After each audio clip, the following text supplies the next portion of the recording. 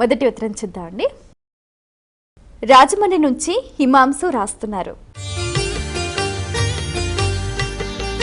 స్వర్ణ కవచాలంకృత అమ్మవారి విశిష్టత తెలియజేయండి అంటూ రాస్తున్నారు.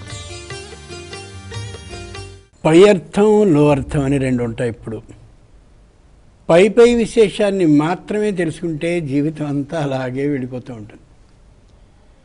స్వర్ణ కవచ అలంకృత దుర్గాదేవి. పై అర్థం ఏంటంటే బంగారపు కవచం చేత అలంకరించబడిన దుర్గాదేవి అని.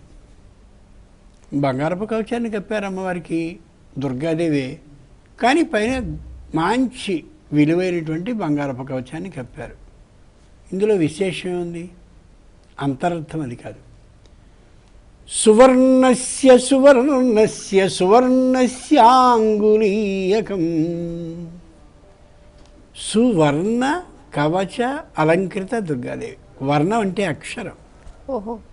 సువర్ణ అమ్మవారికి కిందటి రోజు రాత్రి చేయవలసినటువంటి అన్ని పూజలని చేసి అమ్మవారిలోనికి సాక్షాత్తు శంకరుని యొక్క శక్తిని సంపూర్ణంగా ఆవహింపజేసి, అమ్మా మేము పూజ చేసేటటువంటి నీ ఉత్సవాన్ని చేయదలిచిన ఈ 10 రోజుల్లో ఏ భక్తుడు ఎక్కడ ఏ విధంగా భక్తురాలు భక్తితో ఏ విధంగా ఆర్తితో అరిచినా నువ్వు స్వయంగా ఇక్కడి నుంచి వెళ్ళిపోవద్దు.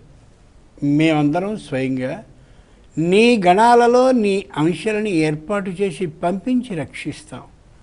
ఈ 10 రోజులు ఇక్కడే ఉండు అని అమ్మవారికి సంబంధించిన ఏ మంత్రం అయితే ఉందో, ఓం దుం దుర్గాయై నమః, అవి సువర్ణాలు.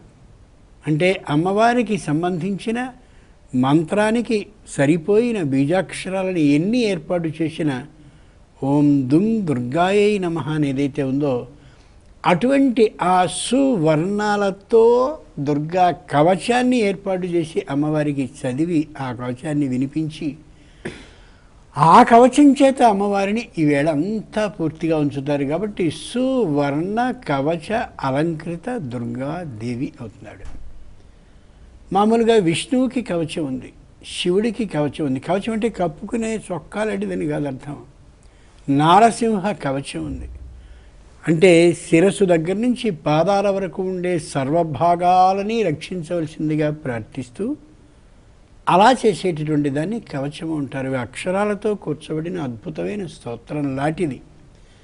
ఇలా ఈ అమ్మవారికి సువర్ణాలు అయినటువంటి అమ్మవారి మంత్రబీజాక్షరాలతో కలిపి ఏ కవచాన్ని పఠించి అటువంటి అమ్మవారిని అక్కడ కూర్చోబెట్టి పీఠం మీద అమ్మానికి 10 రోజుల పాటు ఉత్సవాన్ని చేస్తామనంటామే. అది సువర్ణ కవచ అలంకృత దుర్గాదేవి అవుతుందన్నమాట. అటువంటి ఆమెకి ఉత్సవాలు చేస్తాం.